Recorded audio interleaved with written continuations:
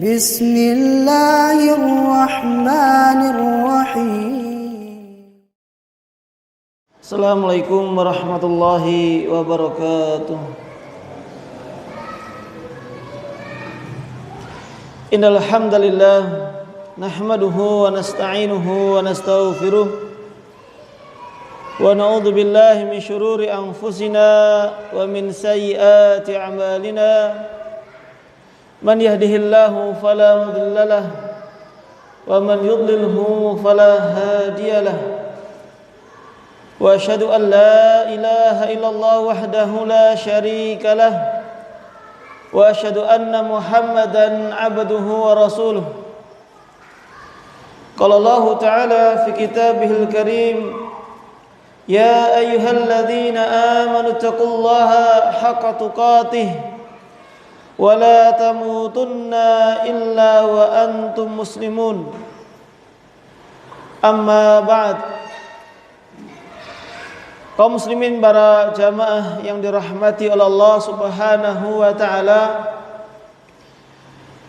mari kita panjatkan puja dan puji syukur kita kehadirat Allah Subhanahu wa taala atas segala nikmat dan karunia-Nya, sehingga di pagi hari ini kita dipertemukan oleh Allah Subhanahu wa taala di dalam sebuah majelis di rumah Allah Subhanahu wa taala, yang dengan menghadiri majelis ini kita berharap agar Allah meningkatkan keimanan dan ketakwaan kita kepada Allah Subhanahu wa taala. Dan kita juga berharap agar Allah Subhanahu wa taala menurunkan rahmat-Nya, kasih sayang-Nya kepada kita semuanya. Dan selawat serta salam kita sampaikan kepada Nabi kita yang mulia, Nabi Muhammad sallallahu alaihi wasallam, sebagai qudwah kita, tauladan kita, baik itu dalam akidah, dalam ibadah, dalam muamalah. Bahkan beliau juga tauladan kita dalam menjalani kehidupan rumah tangga. Kaum muslimin, para jamaah yang dirahmati oleh Allah Subhanahu wa taala, insyaallah pada kesempatan kita di pagi hari ini kita akan membahas, yaitu bagaimana membangun rumah tangga samara, sakinah, mawadah dan rahmah.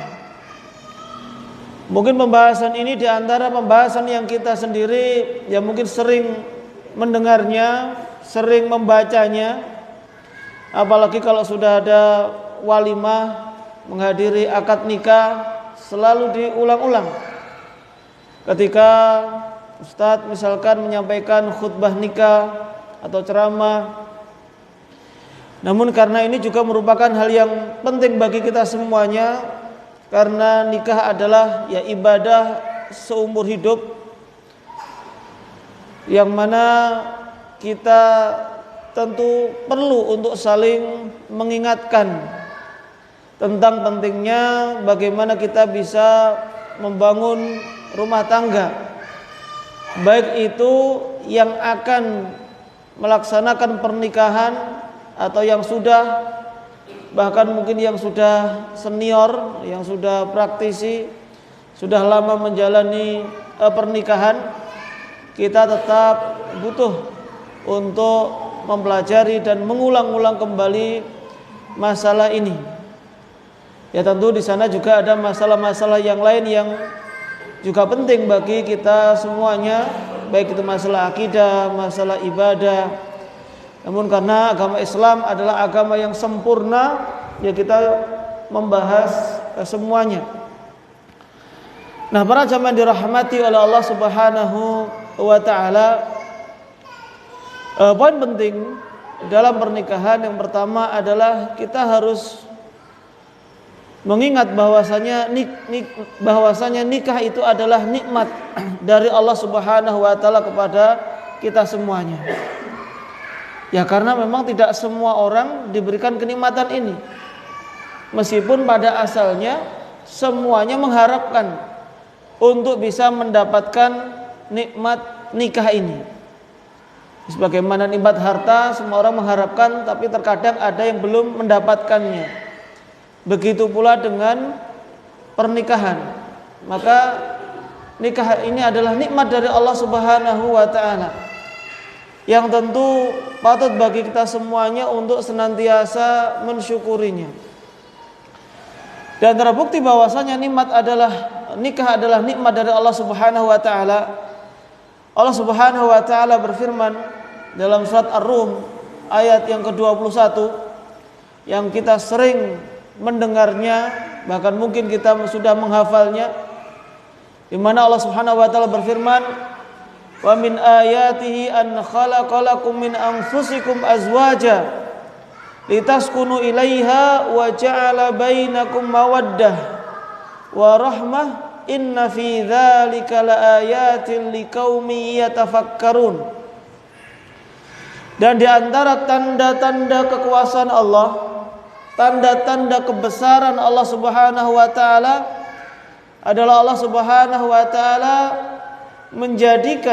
menciptakan untuk kalian istri-istri kalian dari jenis kalian sesama manusia, litaskunu ilaiha, agar kalian mendapatkan ketentraman, ketenangan, wa ja'ala bainakum mawaddah wa rahmah, dan juga akan dijadikan di antara kalian rasa kasih sayang dan rasa kecintaan. Inna fi dzalika laayatil liqaumin yatafakkarun. Dan sungguhnya yang pada hal tersebut terdapat tanda-tanda kebesaran Allah bagi kaum yang mau berfikir. Nah, para jamaah dirahmati oleh Allah Subhanahu wa taala, nanti insyaallah kita akan membahas secara terperinci bagaimana kita bisa menciptakan rasa sakinah ini, rasa mawaddah dan juga rahmah. Namun di poin pertama adalah wa min ayatihi. Nikah itu merupakan tanda-tanda kekuasaan Allah Subhanahu wa taala, tanda-tanda kebesaran dari Allah Subhanahu wa taala. Ketika Allah Subhanahu wa taala memberikan kenikmatan, memberikan karunia kepada hamba-hambanya ketika mereka itu berpasang-pasangan, ketika mereka itu menikah.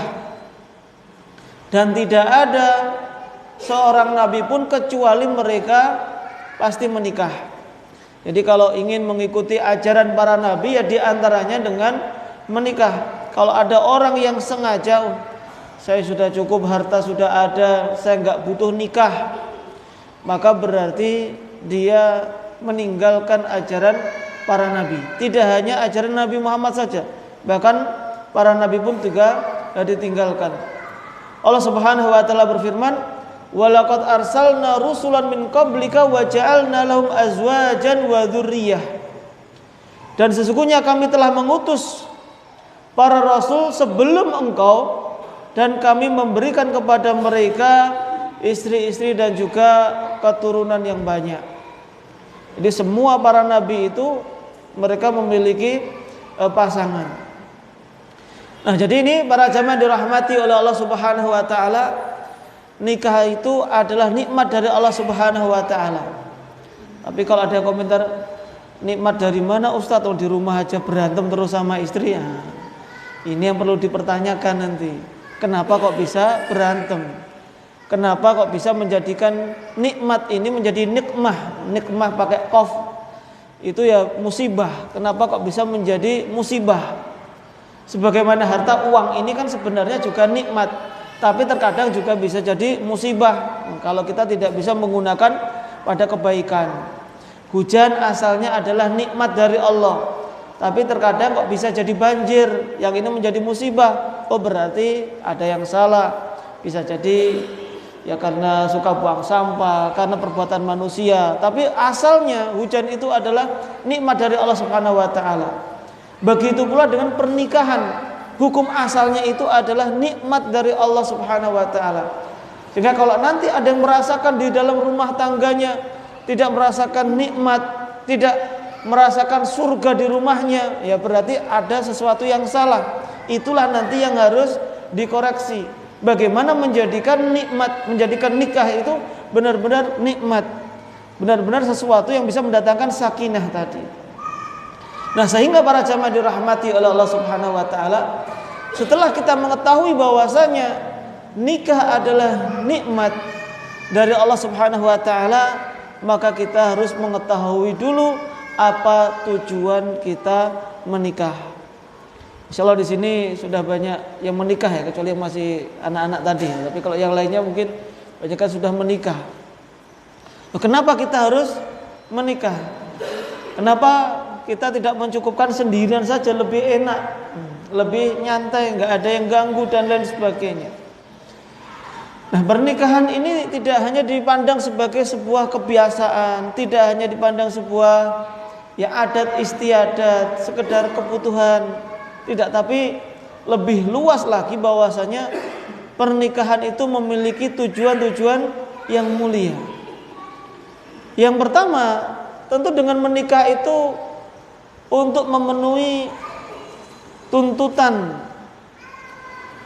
tabi'i manusia, artinya fitrah manusia. Karena manusia itu diberikan fitrah oleh Allah Subhanahu wa taala memiliki syahwat, memiliki hasrat kepada lawan jenis khususnya. Ketika seseorang memiliki hasrat, memiliki kecintaan kepada orang lain, bagaimana dia bisa meluapkan kecintaannya tadi atau mungkin syahwatnya dengan cara yang dibenarkan oleh syariat? Ya caranya harus dengan menikah. Allah Subhanahu wa taala dalam surat Ali Imran ayat yang ke-14 mengatakan, Zuyyina lin-nasi hubbus syahawati minan nisa'i wal banin. Dijadikan indah pada pandangan manusia kecintaan kepada apa-apa yang diinginkan. Di antaranya adalah minan nisa wal banin. Yaitu secara fitrah seorang laki-laki itu suka sama wanita. Benar apa tidak, Bapak-bapak? Semua pasti senang. Baik itu dulu ketika masih kecil, masih usia SMP, usia SMA, rasa itu ada. Entah dulu sudah punya uang atau belum punya uang, nanti sudah ada angan-angan pengen nikah apa tidak. Yang penting ketika lihat si perempuan ini, dia cantik, dia baik, kok timbul rasa senang. Itu ya fitrah manusia. Nah, ketika manusia itu memiliki kesukaan, kecenderungan kepada orang lain, maka Al-Quran ataupun hadis Nabi Sallallahu Alaihi Wasallam tidak melarang secara mutlak. Hanya saja agama Islam ini memberikan jalur yang benar bagaimana menyalurkan kecintaannya tadi, kesukaannya tadi, sehingga disyariatkanlah nikah itu sendiri. Bahkan ini pun juga terjadi pada diri Nabi Sallallahu Alaihi Wasallam. Rasulullah SAW mengatakan, Innama hubbiba ilayya min dunyakum. Sesungguhnya di antara kesenangan dunia yang aku cintai adalah an-nisa wa tib. Hanya di antara kesenangan dunia, kenikmatan dunia yang juga dimiliki oleh Nabi adalah Nabi juga suka wanita. Watib dan juga wewangian. Wa ju'ilat qurratu aini fi shalah, dan dijadikanlah kesenangan hatiku terletak dalam salat. Jadi penyejuk pandangannya salat. Sehingga kalau dikatakan bahwasanya loh kok nikah? Karena syahwatnya. Maka ungkapan ini tidak sepenuhnya benar. Karena memang kita itu ya nikah untuk meluapkan syahwat kita. Nabi Shallallahu Alaihi Wasallam kalaulah dikatakan bahwasanya nikahnya karena beliau diizinkan menikah sampai 9, sedangkan umatnya hanya 4 saja, itu karena syahwat. Di antaranya bisa jadi diperbolehkan nikah karena syahwat, itu boleh, selama dia memang benar-benar menikah. Laki-laki misalkan menikah sampai 4 karena syahwatnya besar, ya tidak masalah karena memang diizinkan selama masih dalam koridor 4 istri misalkan. Sehingga ketika Nabi SAW menikah dengan beberapa istri, ya tentu Rasulullah SAW terjaga dari syahwat yang diharamkan. Tapi kalaupun itu diantara salah satu sebabnya, itu pun dibenarkan oleh syariat.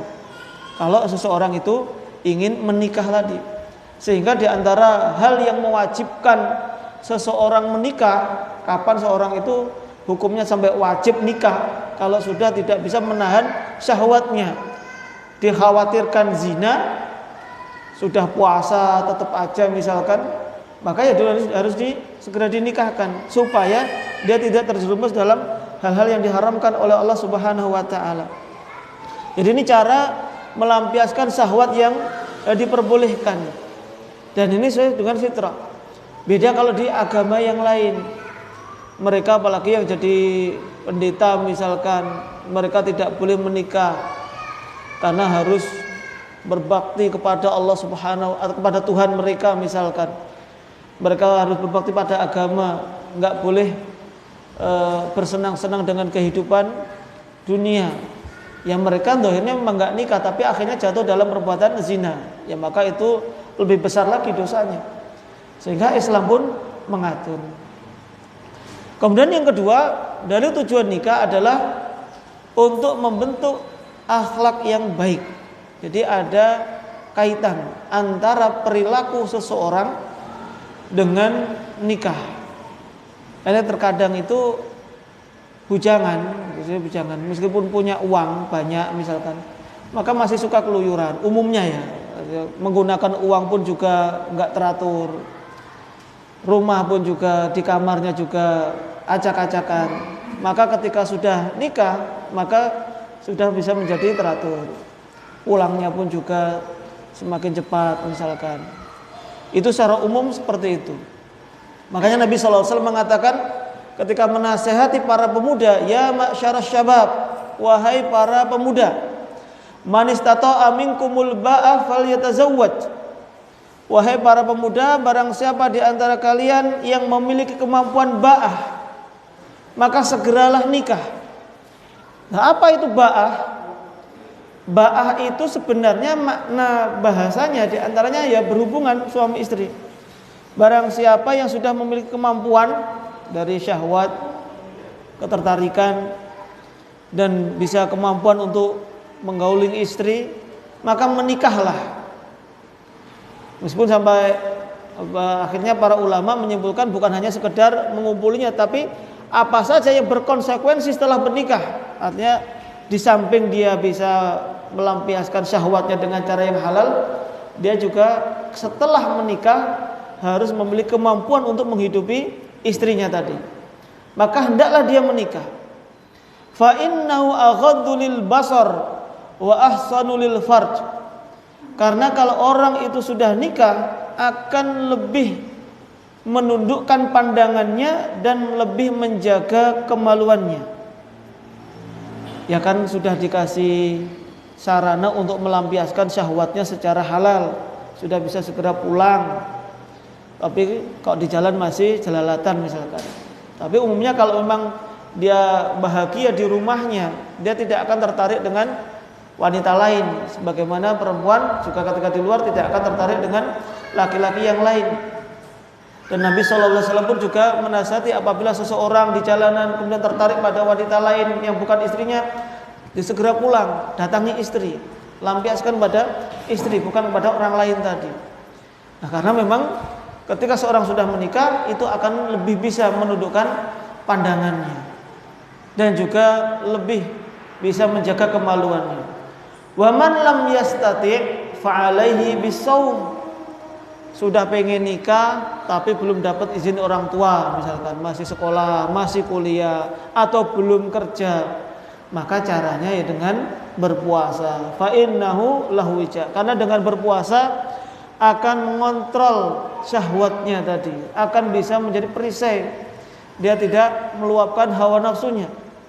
Karena dengan puasa itu ya memang akan mengurangi syahwat seseorang. Kalau dia sudah tahu pada hari itu sedang puasa misalkan, ya maka akan menghalangi orang tadi untuk melihat apa yang diharamkan oleh Allah Subhanahu wa taala. karena dia sedang berpuasa, sedang beribadah kepada Allah Subhanahu wa taala. Sehingga ini solusinya tadi. Nah, para jamaah dirahmati oleh Allah Subhanahu wa taala. Dari sini kalau seseorang sudah menikah tadi, ya dia akan berusaha untuk menjaga dirinya, menjaga perilakunya.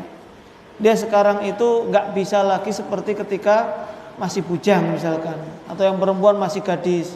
Kalau masih gadis misalkan ada yang gampang caper misalkan, meskipun akhwat kadang kan juga masih ada yang seperti itu. Tapi kalau sudah nikah, nah sekarang sudah punya suami, sudah ada yang memilikinya, nggak boleh macam-macam lagi di luar. Ya meskipun sebelum menikah juga nggak boleh macam-macam. Cuma ini kalau sudah menikah lebih tidak diperbolehkan lagi, karena sudah punya suami.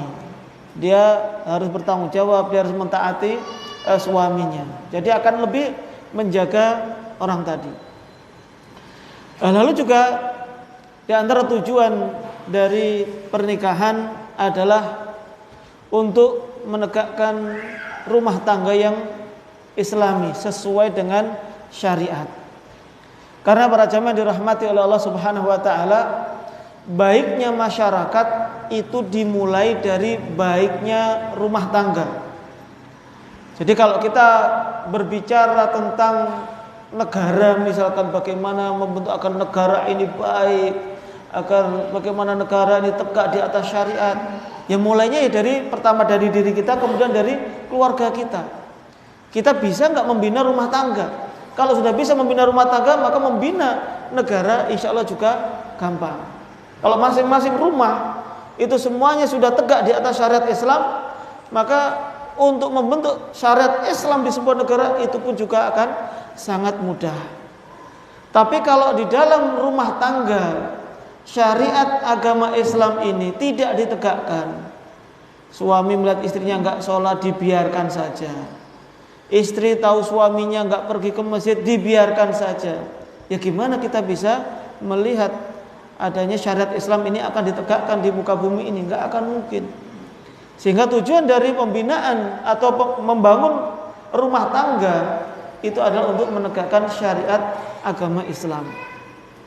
Allah Subhanahu wa taala di dalam surat Al-Baqarah ayat yang ke-229 berfirman, At-talaqu marratan. Tolak yang bisa rujuk itu ada 2 kali. Fa imsakum bima'rufin aw tasrihum bi ihsan. Maka setelah rujuk, setelah dicerai 2 kali tadi, selama masih 2 kali, boleh rujuk dengan cara yang baik atau boleh pisah terus dengan cara yang baik juga. Wala yahillu lakum an ta'khudhu mimma ataitumuhunna syai'an illa ay yakhafa alla yuqima hududallah. Maka tidak halal bagi kamu mengambil kembali dari sesuatu yang telah kamu berikan kepada mereka. Artinya seorang suami tadi menikah, sudah memberikan apa-apa untuk istri, sudah ngasihkan nafkah, kemudian diceraikan. Maka tidak halal bagi suami untuk mengambil pemberian-pemberian tadi, karena sudah diberikan. Illa yakhafa alla yuqima hududallah, kecuali kalau keduanya khawatir tidak akan dapat menjalankan hukum-hukum Allah. Fa in khiftum alla yuqima hududallah fala junaha alaihima fima iftadat bih. Jika kalian khawatir bahwa keduanya, yaitu suami istri, tidak dapat menjalankan hukum-hukum Allah, maka tidak ada dosa atas keduanya tentang bayaran yang diberikan oleh istri untuk menebus dirinya. Karena terkadang juga istri itu yang minta pisah. Ketika istri yang minta pisah seperti khulu misalkan, maka diperbolehkan oleh syariat. Namun ketika istri yang minta khulu, minta berpisah, maka harus mengembalikan maharnya kepada suaminya tadi. Tilka hududullah, maka itulah hukum-hukum Allah. Fala ta'taduha, maka janganlah engkau melanggarnya. Wa may yata'adda hududallah faulaika humudz zalimun. Maka barang siapa yang melanggar hukum-hukum Allah, maka mereka itulah orang-orang yang telah berbuat zalim. Jadi para jamaah yang dirahmati oleh Allah Subhanahu wa taala, ketika kita membangun rumah tangga, harapannya adalah rumah tangga tadi dibangun di atas agama. Masing-masing dengan pernikahan ini bisa menjadi lebih baik. Namun ketika ada kalanya dalam rumah tangga tadi ternyata malah tidak bisa menjalankan agama, keduanya itu malah berantem, ya terkadang jalan keluarnya memang perpisahan. Kalau memang itu diharapkan menjadi yang terbaik. Jadi memang kalau perceraian itu di dalam hadis yang lemah itu kan perbuatan halal yang paling dibenci oleh Allah adalah talak atau cerai. Namun secara makna memang perpisahan itu, perceraian itu kan misi utama dari syaitan. Jadi syaitan, iblis itu mereka saling berbangga-bangga di hadapan yang lainnya. Dan prestasi terbesar syaitan itu adalah memisahkan suami istri.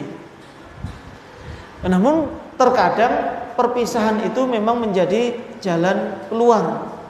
Kalau memang ketika dipaksa harus meneruskan rumah tangga tadi terjadi cekcok, malah banyak perbuatan maksiat, ya kadang berpisah.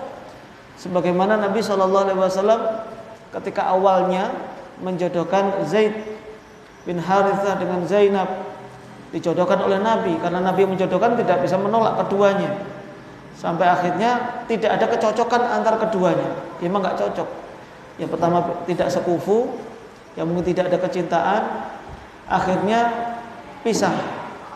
Namun setelah pisah, ya pisahnya tentu dengan cara yang baik-baik, dan itu ternyata membawa kebaikan.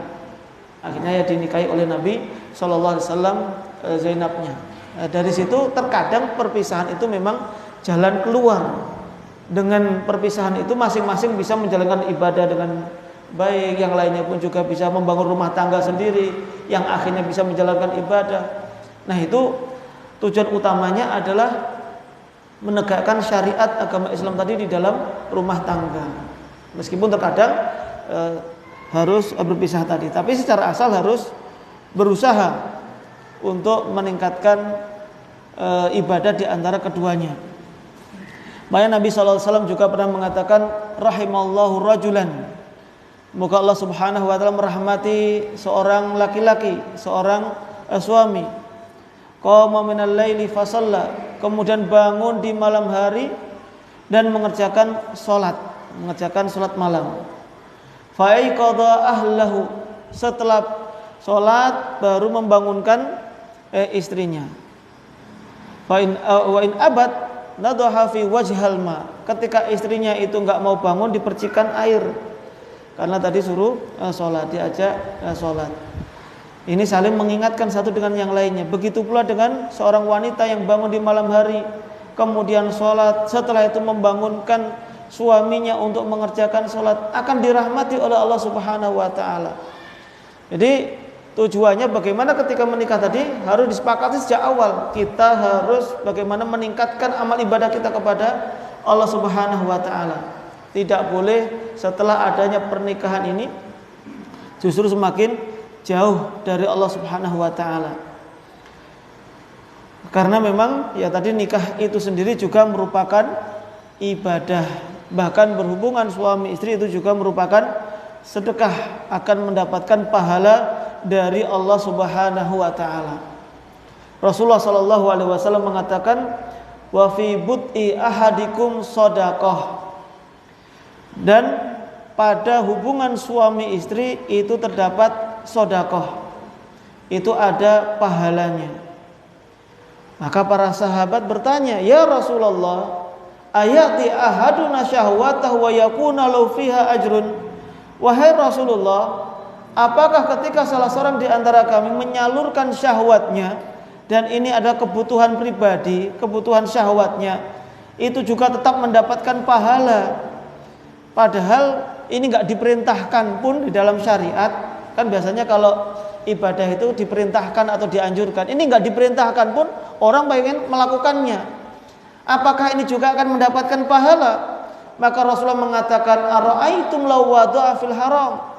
Bagaimana menurut kalian kalau dia meletakkannya di tempat yang haram, dia melakukannya, menyalurkan syahwat tadi di tempat yang haram, akana 'alaiha wizrun, bukankah dia juga akan mendapatkan dosa?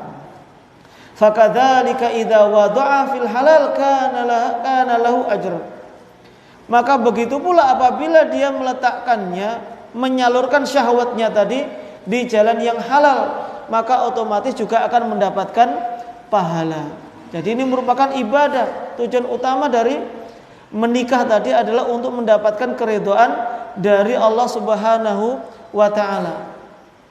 Jadi para jamaah dirahmati oleh Allah Subhanahu wa taala, karena ini merupakan ibadah yang akan terus kita lakukan selama kita memiliki pasangan tadi, maka semuanya diniatkan ibadah. Apa yang kita lakukan di rumah itu pun juga diniatkan ibadah.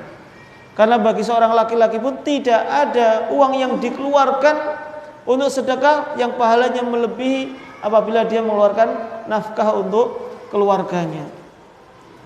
Nah, para jamaah dirahmati oleh Allah Subhanahu wa taala, karena ini merupakan ibadah, tidak boleh seorang muslim membenci nikah, enggak pengen nikah misalkan. Saya pengen fokus ibadah karena khawatir nikah nanti ganggu saya ibadah. Ini dulu pernah dilakukan oleh sahabat Nabi Shallallahu Alaihi Wasallam. Ada 3 sahabat, mereka mendatangi istri-istri Nabi Shallallahu Alaihi Wasallam, pengen tahu gimana sih kebiasaan Nabi Shallallahu Alaihi Wasallam di rumah, bagaimana ibadahnya Rasulullah. Akhirnya mereka mengatakan, kita nggak ada apa-apanya sama Rasulullah itu. Akhirnya salah satu mengatakan, la atazawwad, saya tidak akan pernah menikah. Sa'asumu wala uftir, yang lainnya pun mengatakan saya akan puasa terus. Artinya sepanjang tahun dia akan berpuasa. Yang lainnya mengatakan sa'akumul lail wala anam, di malam hari saya akan terus beribadah, saya akan terus sholat, saya nggak akan tidur sama sekali.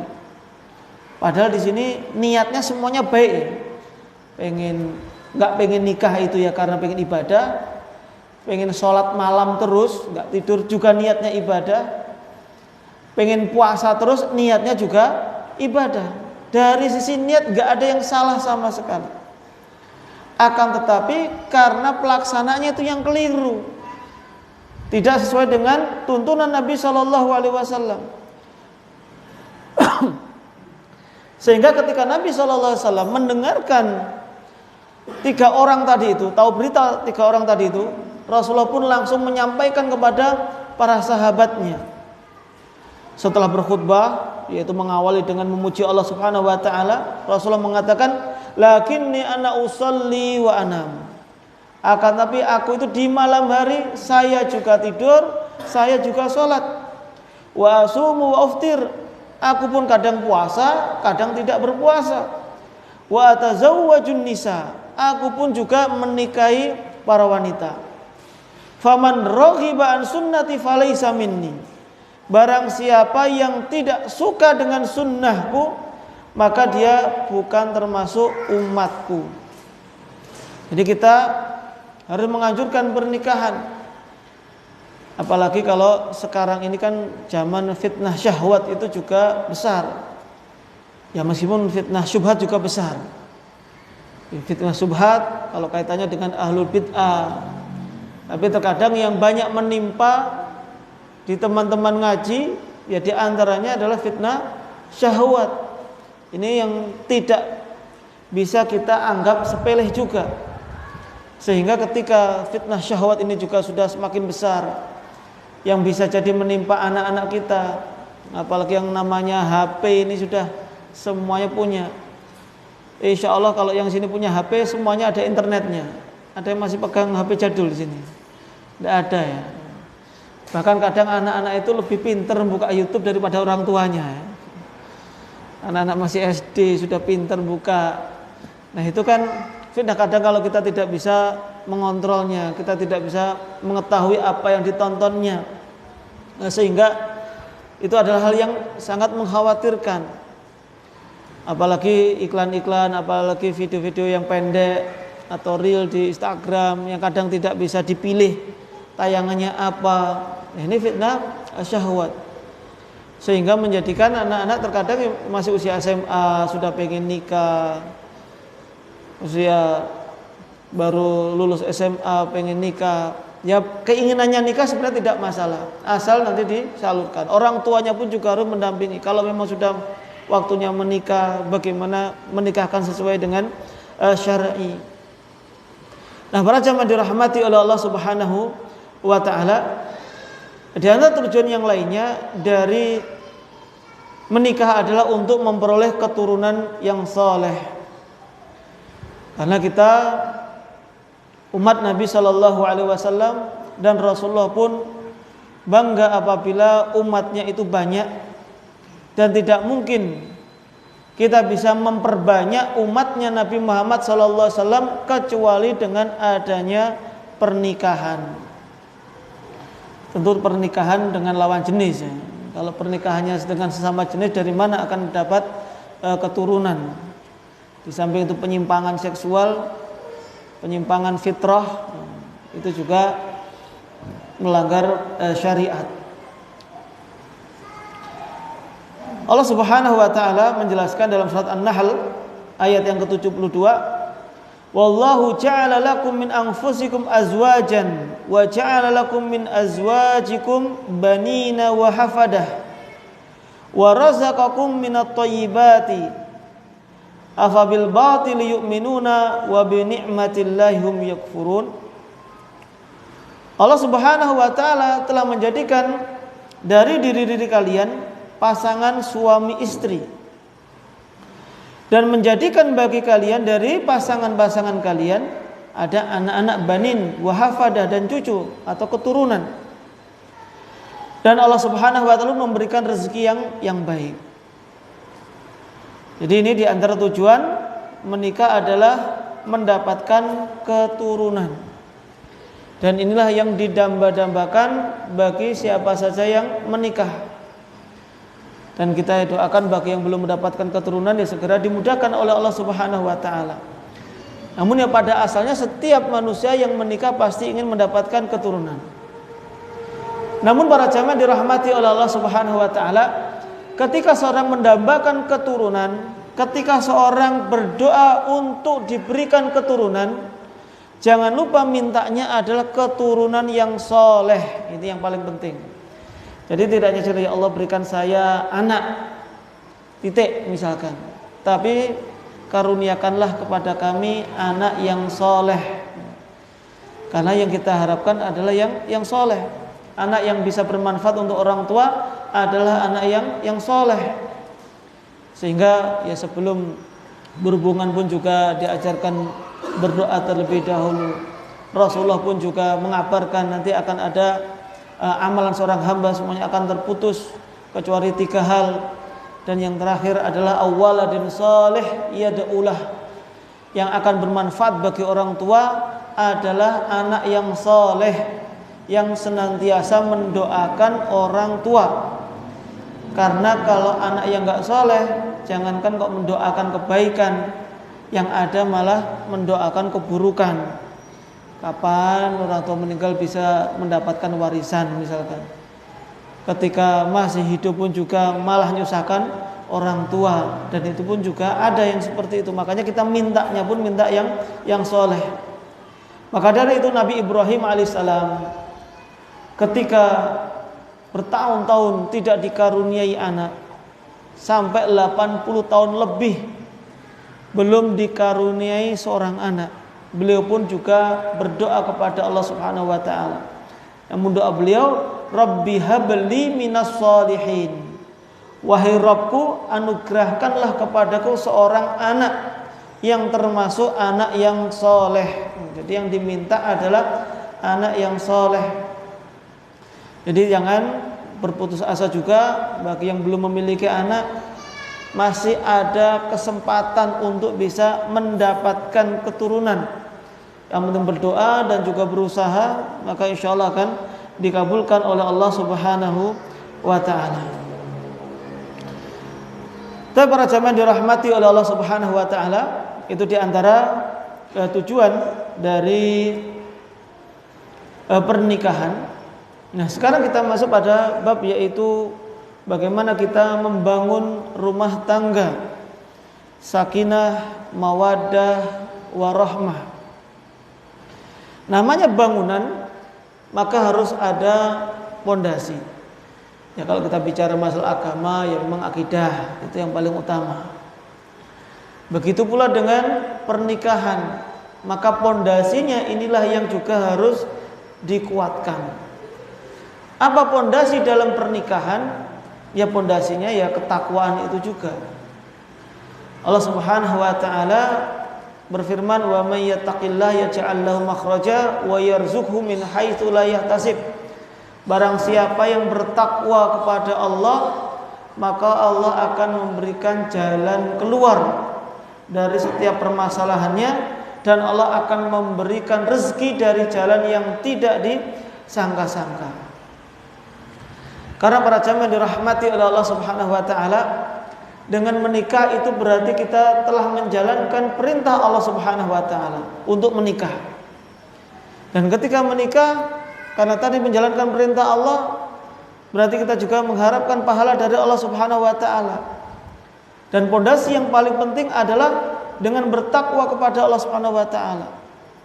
Karena takwa itu ya makna luasnya menjalankan perintah Allah dan menjauhi segala larangannya.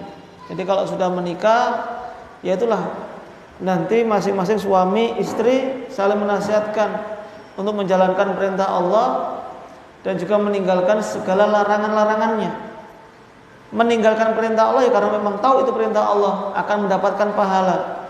Meninggalkan larangan ya karena tahu itu larangan, dan juga meninggalkan karena takut dari azab Allah Subhanahu wa taala. Dan yang paling penting juga adalah bertakwanya kepada Allah, baik ketika sendirian ataupun ketika bersama dengan pasangan. Terkadang pasangan kalau lagi sama pasangannya, masya Allah, bertakwa kepada Allah Subhanahu wa taala. Suaminya pergi ke kantor, nah istrinya merasa bebas. Kadang malah nggak sholat misalkan, atau kadang keluar rumah tanpa menutup auratnya karena suaminya nggak ada. Begitu pula dengan suami, ketika di rumah masya Allah kelihatan alim, tapi ketika di luar ya ternyata berbeda. Nah, sehingga di sini harus selaras. Apakah dia ketika sendirian atau bersama pasangan? Karena masing-masing tadi itu takwanya itu benar-benar karena Allah Subhanahu wa taala. Maka dari itu Allah Subhanahu wa taala, Rasulullah sallallahu alaihi wasallam mengatakan ittaqillah haitsu ma kunta. Bertakwalah kepada Allah Subhanahu wa taala dimanapun kamu berada. Baik itu ketika sendirian ataupun ketika bersama dengan orang lain. Jadi harus bertakwa kepada Allah Subhanahu wa taala. Jadi landasan agama inilah yang bisa mengantarkan rumah tangga nanti sakinah, mawaddah dan juga rahmah. Semuanya harus dibangun di atas agama. Sehingga karena saking pentingnya agama ini, ketakwaan ini, Nabi Shallallahu Alaihi Wasallam ketika menjelaskan tentang kriteria wanita yang harus dijadikan istri, maka Rasulullah mengatakan tunkahul mar'atu li arba. Wanita itu dinikahi karena 4 hal. Limaliha wali hasabiha wali jamaliha wali diniha. Umumnya wanita itu dinikahi karena hartanya, karena hasabnya, karena kehormatannya, karena kedudukannya, wa jamaliha dan juga karena kecantikannya, walidiniha dan yang keempat karena agamanya. Ini kan kriteria bapak-bapak semua dulu kan ketika nikah. Ketika mau nikah minta ustadz, kadang ustadz saya pengen yang akhwat yang kaya, cantik, hafizah, dari keluarga baik-baik. Kalau ada tolong segera kasih tahu ustadz. Ya, kalaupun ada sudah direbut orang lain. Nah, antum sendiri hartanya berapa? Antum sendiri hafalannya berapa? Mengharapnya bidadari surga yang di dunia. Ya boleh-boleh saja, itu idealnya seperti itu. Tapi kita juga harus ya tahu diri kita itu posisinya di mana. Namun secara umum 4 hal tadi. Namun ketika 4 hal tadi tidak bisa terkumpul dalam satu wanita, maka fatfar bidzatid din, maka carilah yang paling baik agamanya. Yaitu faktor utamanya itu karena agamanya. Kapan seorang wanita tadi dikatakan baik agamanya? Apakah seorang hafidhah misalkan? Apakah lulusan pondok? Ya kalau syarat utama wanita dijadikan istri harus hafidhah, ya betapa banyak wanita yang gak akan nikah-nikah nanti. Karena gak semuanya hafidhah, bukan itu syarat utamanya. Meskipun kalau hafal 30 juz ya itu nilai plus, lulusan pondok itu nilai lebih. Tapi secara umum ya agamanya baik, ya setidaknya kewajiban-kewajiban itu sudah dijalankan. Ya salat 5 waktu, puasa juga dijalankan, menutup aurat. Itu ya di antara kewajiban-kewajiban, suka taklim. Ya maka itu secara umum itu sudah baik agamanya. Tidak melakukan maksiat, tidak melakukan pelanggaran-pelanggaran dalam syariat, maka secara umum itu sudah baik agamanya. Karena seorang wanita kalau nanti agamanya sudah baik, dia dikasih suami berapapun juga terima. Dia dikasih banyak juga bisa menjaga harta suaminya, dikasih sedikit pun dia juga bisa bersabar.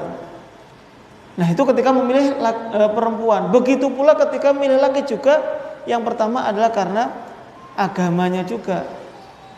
Rasulullah SAW mengatakan, "Idza ja'akum man tardawna dinahu wa khuluquhu fazawwijuh, illa taf'alu takun fitnatun fil ardi wa fasadun kabir."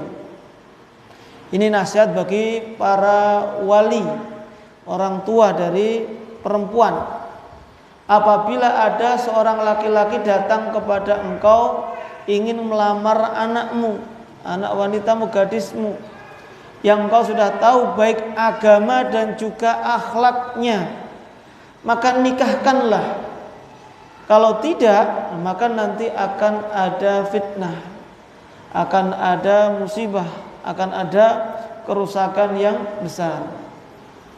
Nah di situ tidak disyaratkan kalau yang datang itu laki-laki kaya, pejabat, segera nikahkan, tidak. Tapi syaratnya cukup 2 saja, agama dan juga akhlak. Ya padahal akhlak ini termasuk bagian agama sebenarnya. Cuma kenapa kok di sini dipisahkan? Karena memang ya akhlak ini ya bagian penting dari agama itu sendiri. Di samping keyakinan, di samping akidah, di samping manhaj, maka akhlak ini juga sangat penting. Bahkan Nabi SAW pun ketika ditanya, su'ilan aktsari ma yudkhilun nasa al-jannah, ditanya tentang faktor apa yang paling banyak menyebabkan manusia masuk ke dalam surga, maka Rasulullah mengatakan apa? Taqwallah wa husnul khuluq, bertakwa kepada Allah dan akhlak yang baik. Padahal orang kalau imannya baik, hatinya baik, ya seharusnya akhlaknya baik. Seharusnya kan seperti itu. Tapi disebutkan 2 kali menunjukkan pentingnya akhlak itu sendiri. Tidak hanya ngaku-ngaku agama saya baik, saya sudah hafal Al-Quran, saya sudah hafal hadis, tapi kelakuannya masih buruk misalkan. Berarti dia tidak mengamalkan isi Al-Quran, dia tidak mengamalkan akhlaknya Nabi SAW. Sehingga ini 2 faktor yang penting. Dari mana kita mengetahui laki-laki itu tadi agamanya baik, akhlaknya baik? Ya di antaranya lihat bagaimana dia bergaul dengan sahabat-sahabatnya. Temannya itu orang suka ngaji ke masjid, taklim, atau suka tongkrongan di jalan, di warung misalkan, atau akhirnya tongkrong yang suka main HP atau cuma ngobrol saja, atau suka jalan-jalan gak jelas, itu bisa dilihat. Kalau kualitas agama dia lulusan mana, dia pernah ngajinya kepada siapa saja, taklimnya kepada siapa saja. Kalau akhlaknya, yang paling penting lihat kalau orang tuanya masih hidup, bagaimana akhlak dia kepada orang tuanya selama ini. Tanya orang tuanya, gimana anaknya selama ini, sopan apa tidak kepada orang tuanya, kepada saudara-saudaranya misalkan. Pernah ada masalah enggak sama orang tua dari sisi akhlaknya? Kalau sama orang tua saja suka marah-marah, misalkan tidak perhatian sama orang tua, ya berarti tidak cocok dijadikan suami. Dia mampu tapi saudaranya masih ada yang miskin, ditinggalkan, nggak pernah diperhatikan, nggak pernah dibantu. Nah, ini juga tidak baik. Berarti dia memiliki akhlak yang tidak baik. Oh, dia suka marah-marah, misalkan dilihat dari ditanya teman-temannya, itu untuk mengetahui akhlaknya. Jadi dua hal ini harus benar-benar ditanyakan, harus diselidiki bagaimana akhlak dia. Nah, para jemaah dirahmati oleh Allah Subhanahu wa taala. Jadi itu pondasi penting dalam membangun rumah tangga agar sakinah, mawaddah dan rahmah. Karena kalau kita mengharapkan sakinah, yang kita harapkan karena kan sakinah wa min ayatin khalaqalakum min anfusikum azwajan litaskunu ilaiha. Kan harapannya kalau pulang itu mendapatkan sakinah, ketenangan. Sakana itu diam. Sakana itu tenang. Disebut sebagai sakinah atau tumakninah. Jadi kalau bapak-bapak atau para suami misalkan pulang dari kantor ke rumah, kok senang pulang, pengen segera pulang, ngelihat istri itu senang, maka secara umum dia sudah mendapatkan sakinah. Artinya dia mendapatkan ketenangan, mendapatkan kebahagiaan ketika pulang. Adapun mawaddah, yaitu kecintaan kepada istri, tambah sayang, rahmah juga kasih sayang, sehingga dengan kecintaan itu akan melakukan apa saja, memberikan apa saja untuk pasangannya. Karena kalau itu sudah terwujudkan rasa mawaddah dan rahmah tadi. Karena kalau orang yang sudah, atau kalau sekarang itu istilahnya sudah bucin itu? Hah? Pernah dengar bucin? Budak cinta ya. Kalau sudah mabuk cinta sama pasangan, apapun akan dilakukan. Jadi kalau itu memang ya kecintaan memang seperti itu, akan menjadikan orang yang mencinta itu sudah mabuk sampai nggak sadar, maksudnya melakukan apa saja. Makanya di syair para ulama, in kana hubbuka shadiqan la ata'tahu innal muhibba liman yuhib muti. Sesungguhnya kalau kecintaanmu itu benar, engkau pasti akan mentaatinya. Karena orang yang mencintai terhadap orang yang dicintai pasti akan mentaati. Ya, ini konteks secara umum. Kita cinta kepada Allah akan mentaati Allah. Kita cinta kepada Rasulullah, kita pun juga akan mentaati Rasulullah. Begitu pula dengan cinta kepada pasangan, pasti akan memberikan apa yang diinginkan oleh pasangan. Bahkan akan memberikan apa yang belum diminta, karena saking cintanya tadi. Nah, itulah yang nanti sakinah, mawaddah, warahmah. Nah, bagaimana kita bisa mendapatkan sakinah, mawaddah dan rahmah? Sebenarnya seharusnya tambah plus barokah. Makanya kan kalau mendoakan orang menikahkan, barakallahu laka wa baraka alaika wa jama'a bainakuma fi khair. Semoga Allah memberikan keberkahan untukmu dan atasmu, dan mengumpulkan engkau berdua atau kalian berdua di atas kebaikan. Artinya barokah laka wa alaika, seolah-olah dalam kondisi apapun, dalam kondisi senang dan susah, itu semoga terus ada keberkahan. Karena namanya bahtera rumah tangga itu ya pasti ada suka dan dukanya. Ada di sini bapak-bapak yang bahagia terus nggak pernah punya ada masalah, tolong acung. Nanti jadikan pembicara berikutnya. Karena semuanya ya masalah-masalah itu nggak ada. Bahkan Nabi SAW pun ya sebenarnya bukan masa problem lah. Artinya di situ bisa kita jadikan ibrah dalam kehidupan rumah tangga. Tapi ada cerita katanya kalau Imam Ahmad itu di antara pernikahan yang tidak pernah ada masalah. Tapi ya wallahu ta'ala alam.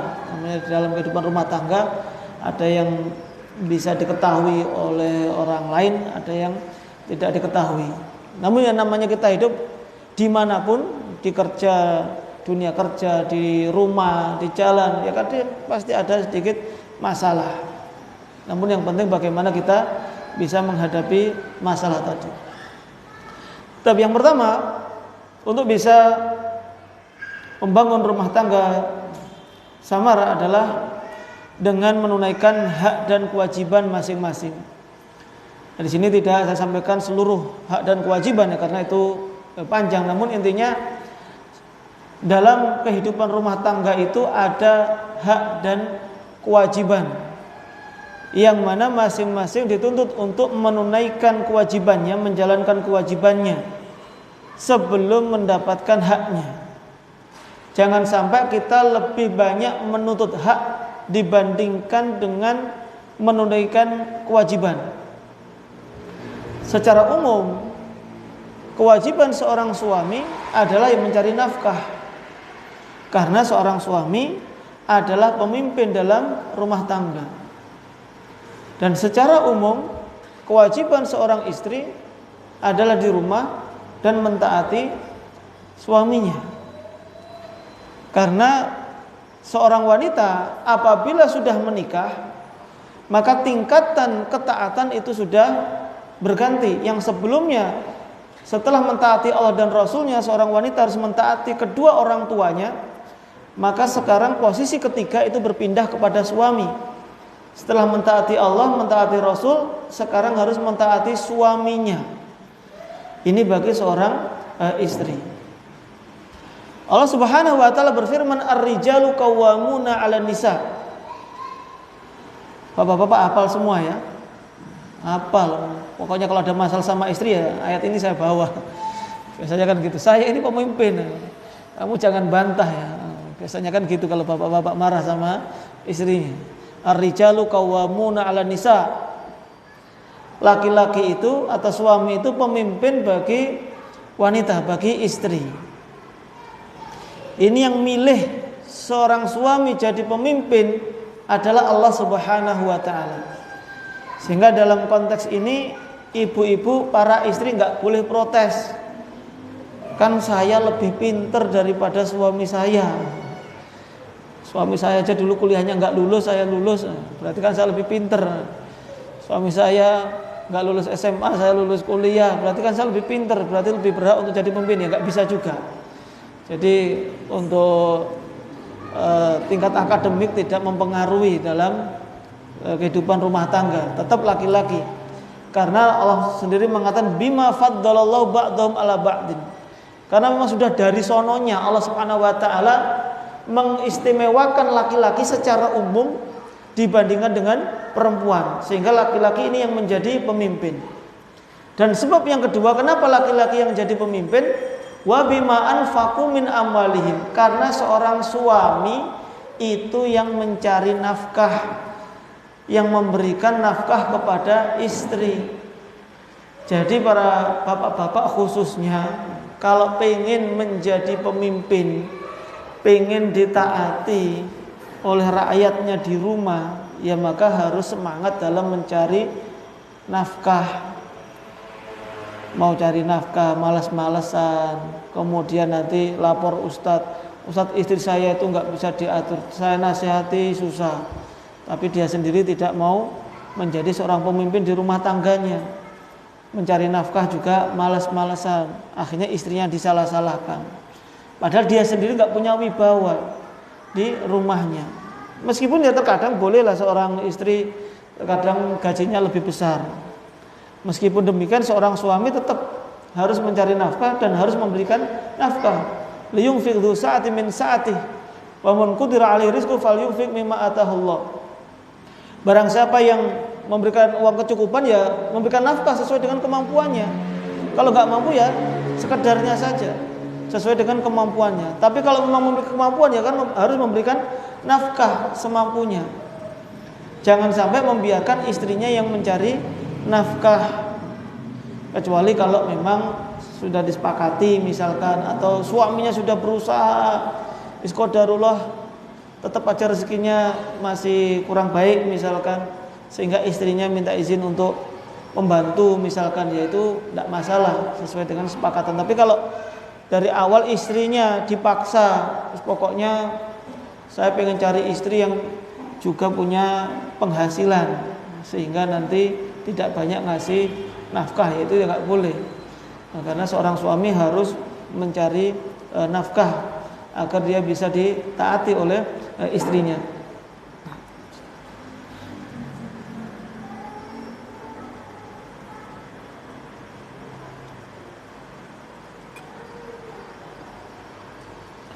Nah, karena masing-masing tadi memiliki hak dan kewajiban. Sedangkan istri ya berarti mentaati suaminya, mengurus rumah. Nah, berkaitan dengan mengurus rumah ya pada dasarnya ya ini dikembalikan kepada urf, ya tidak bisa secara mutlak. Dan perlu perhatikan juga bahwasanya seorang suami itu ketika menafkahi istri, dikembalikan urf itu seharusnya kembalikan kepada urf istrinya. Jadi kalau dulu calon istrinya sebelum jadi istri, dia itu memang sudah biasa nggak biasa masak, belum biasa masak lah, misalkan sukanya itu masih dimasakan ibunya, atau mungkin sering beli, atau mungkin ada pembantu. Kemudian pas mau nikah sama calon suaminya, pokoknya nanti saya nggak mau belikan, harus masak, maka nggak boleh, karena kebiasaan istrinya itu pada saat itu dimasakkan, artinya dikasih uang bisa beli. Artinya kalau memang istrinya tadi itu calon istri mensyaratkan demikian pun juga diperbolehkan, sehingga suami pun juga berkewajiban untuk memberikan nafkah lebih tadi sesuai dengan kebiasaan istrinya. Allah Subhanahu wa taala juga mengatakan walahunna mithlul ladzi 'alaihinna bil ma'ruf. Para istri memiliki hak yang sama sebagaimana mereka juga memiliki kewajiban. Jadi kalau tadi kaum laki-laki suka mengatakan saya itu pemimpin, pemimpin itu bukan maknanya suka maksa, suka diktator saja di rumah. Akan tapi yang namanya pemimpin itu di samping bisa mengatur rumah tangga, juga bisa mengayomi, juga bisa melindungi, juga bisa melayani, bahkan juga harus bisa memanjakan istri. Itu kalau kepemimpinan di dalam rumah tangga. Jadi yang dibayangkan jangan hanya anak-anaknya saja, jadi juga harus bagaimana mengajak istri, bagaimana ngasih hiburan kepada istri, bagaimana bisa menyenangkan istrinya. Karena kalau yang laki-laki ketika nikah ya dibayangkan setelah nikah itu apa-apa disiapkan, pulang rumah sudah siap. Tapi kalau sudah 5 tahun 10 tahun masih gitu enggak bapak-bapak? Ini sudah agak berbeda ya. Karena sudah kesimpulan ketika sudah berbeda seperti itu, apakah karena istrinya sudah tidak menyayangi suaminya?